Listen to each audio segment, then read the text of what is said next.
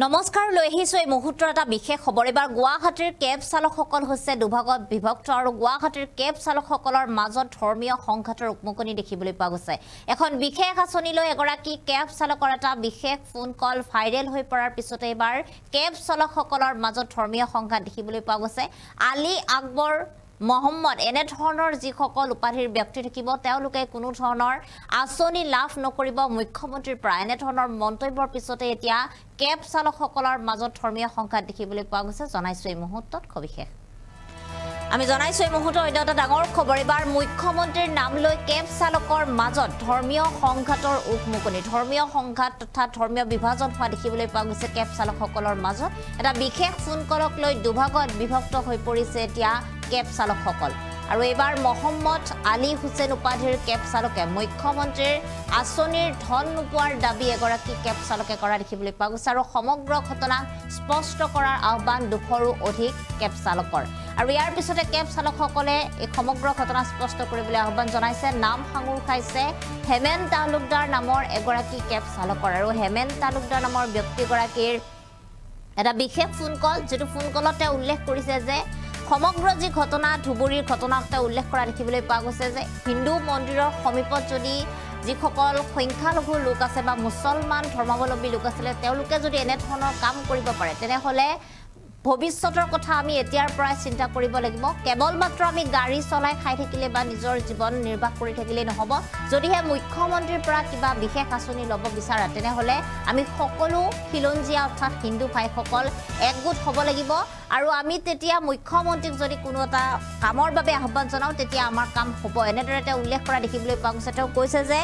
সকলো যিসকল কেব চালক আছে হিন্দু সম্প্ৰদায়ৰ তেওঁলোক একগোট হ'ব লাগে আৰু তেওঁ মুখ্যমন্ত্ৰীৰ ওচৰলৈ তেতিয়া লৈ যাব অৰ্থাৎ হেমেন তালুকদাৰে এই কথা উল্লেখ কৰি কিছু আন কেব চালকক এই কথা কোৱা দেখিবলৈ পোৱা গৈছে তেওঁ উল্লেখ কৰিছে যে যদি এই গোটৰ মাজত কোনোবা মোহাম্মদ কোনোবা আকবৰ কোনোবা আলী হুছেইন উপাধিৰ কেব চালক যদি তালিকাত নাম সোমাই যায় তেনেহলে মুখ্যমন্ত্ৰী আমাক কোনো ধৰণৰ সহায় নকৰিব এখন বিশেষ আঁচনি যি আঁচনিৰ জৰিয়তে আমি 2 লাখ টকা পৰ্যন্ত ৰাজ্যৰ মুখ্যমন্ত্ৰীগৰাকীৰ পৰা সাহায্য পাব পাৰিম আৰু সেয়েহে মুছলমান কেব চালকসকলক বাদ দি হিন্দু কেব চালকসকল একগোট হ'ব লাগে বুলি তেওঁ এটা বিশেষ ফোন কল যোগে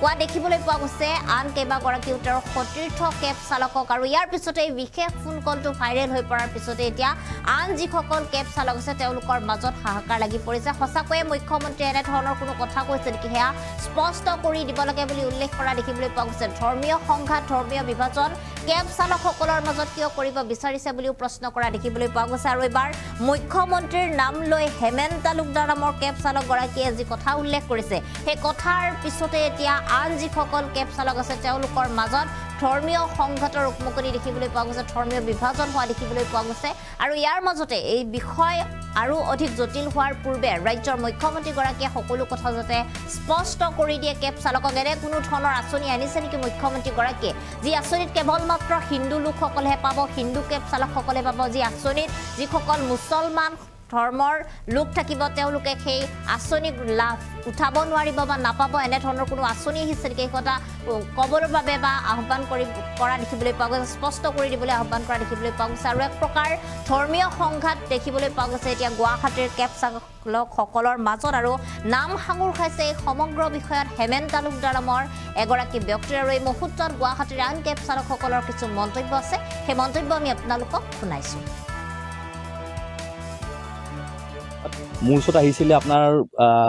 200 কেব চালক আহিছিল এবভ 200 এবভ কেব চালক আহিছিলে মোৰ তাত আহি পেলাই মোক এটা কথা ক'লে তেওঁলোকে এটা মোক অডিঅ' শুনালে আৰু সেই অডিঅ'টো মই আপোনালোকক দি দিম মই সেই অডিঅ'টোত আছিল যে কি এটা CMA এটা আঁচনি দিব আৰু সেই আঁচনিটো অকল হ'ব সেই ল'ৰাজনে কোৱা মতে যে আঁচনিটো অকল হিন্দু কেব চালকসকলৰ কাৰণে হ'ব মুছলমানৰ কাৰণে নহয় সো এইটো বস্তু ডাউট লৈ তেওঁলোকে মোৰ আহিছে মোক সুধিছে যে কি কৰা যাব কিবা FIR দিম নেকি আমি মানে হিন্দু চালকজনৰ ওপৰত মই প্ৰথম তেওঁলোকক ক'লো যে FIRটো পিছৰ কথা আগতে আমি গম পাব লাগিব যে বস্তুটো সঁচা নে মিছা আৰু এতিয়া মেইন কথাটো হ'ল যে তেওঁলোকৰ দুখ লাগিছে যে কি মানে মুছলমানসকলক কি সাইড কৰি দিছে নেকি কিন্তু আমি হেতু ভাবা নাই যে CMA এনেকুৱা এটা মানে সিদ্ধান্ত ল'ব য'ত মানে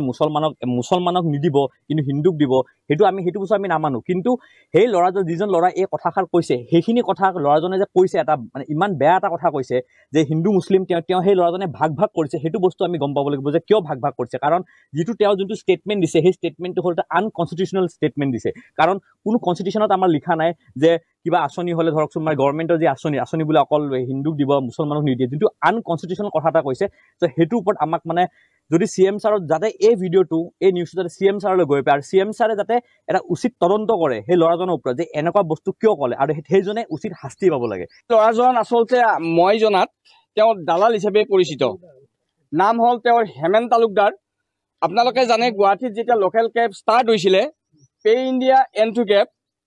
এটা সময় পে ইণ্ডিয়াৰ হৈ দালালি কৰিছিলে তাৰপিছত তেওঁ N2 কেবৰ হৈ দালালি কৰিছিলে পিছত মানে শেষত ৰেপিডৰ হৈ আজিও ৰেপিডৰ দালালি কৰিয়ে খাই আছে ৰেপিডৰ কিবা পোষ্টত তেওঁ মানে কণ্টেক্ট বেচিছত কিবা কাম কৰি আছে এইটো মই হেমেন তালুকদাৰৰ তেওঁৰ কৰ্ম মানে পেছাটোৰ বিষয়ে ক'লো মই আপোনালোকক তেওঁ আচলতে একচুৱেলি দালাল অসমৰ মুখ্যমন্ত্ৰী মহোদয়ক আমি সুধিব বিচাৰিছোঁ যে এনেকুৱা কিবা আঁচনি আহিছে নেকি যিটো আঁচনি অকল মানে সনাতনী ভাইসকলৰ বাবে সনাতনী কেব চালক ভাইসকলৰ বাবে আমাৰ কোনো অন্য মানে ধৰ্মীয় সম্প্ৰদায়ৰ মানে বাবে কোনো ধৰণৰ এনেকুৱা আঁচনি মানে সেই আঁচনিখন অকল সেনেকুৱা মানুহৰ বাবে আহিছে নেকি যিয়ে হিন্দু মানুহখিনিৰ বাবে আহিছে মুছলমানখিনিৰ বাবে নহয় এনেকুৱা কিবা আঁচনি আহিছে নেকি তেতিয়া সেই কথাটো আমাক স্পষ্টভাৱে মুখ্যমন্ত্ৰী মহোদয়ৰ পৰা স্পষ্টীকৰণ লাগে বা জানিব বিচাৰিছোঁ যদি আহিছে আমাৰ ক'বলগীয়া নাই হিন্দু ভাইসকলে পাওক আমি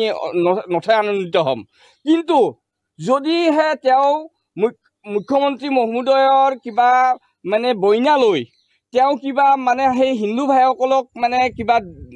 ধৰ্মীয় সংঘাত লগাই বা ধৰ্মীয় আৱেগৰ বশৱৰ্তী কৰি তেওঁ দালালি কৰিব আৰু আমাৰ সমাজখনক সাম্প্ৰদায়িকৰ ভেদাভেদৰ সৃষ্টি কৰিব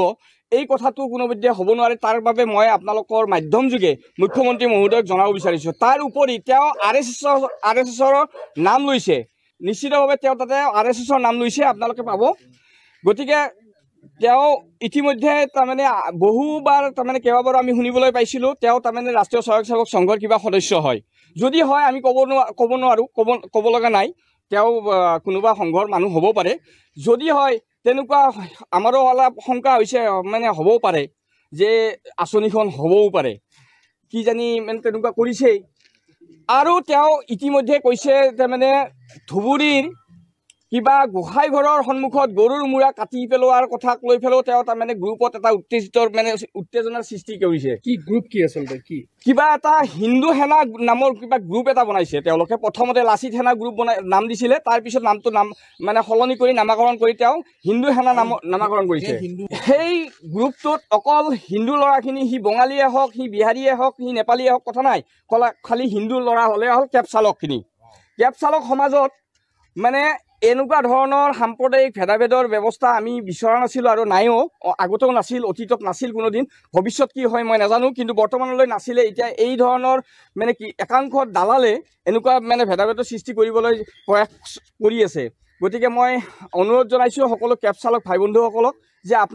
আপোনালোকে এই ধৰণৰ মানে বিভেদ সৃষ্টি কৰা সমাজত মানে এটা ভাতৃত্ববোধ বিনষ্ট কৰা সকলৰ পৰা আপোনালোকে নিজে সংযত হওক আৰু গতিকে আপোনালোকে এইখিনিৰ ওপৰত কি ব্যৱস্থা ল'ব এতিয়া এজাহাৰ দিব আৰু কি ওচৰ চাপিব কি কৰিব নিশ্চিতভাৱে আমি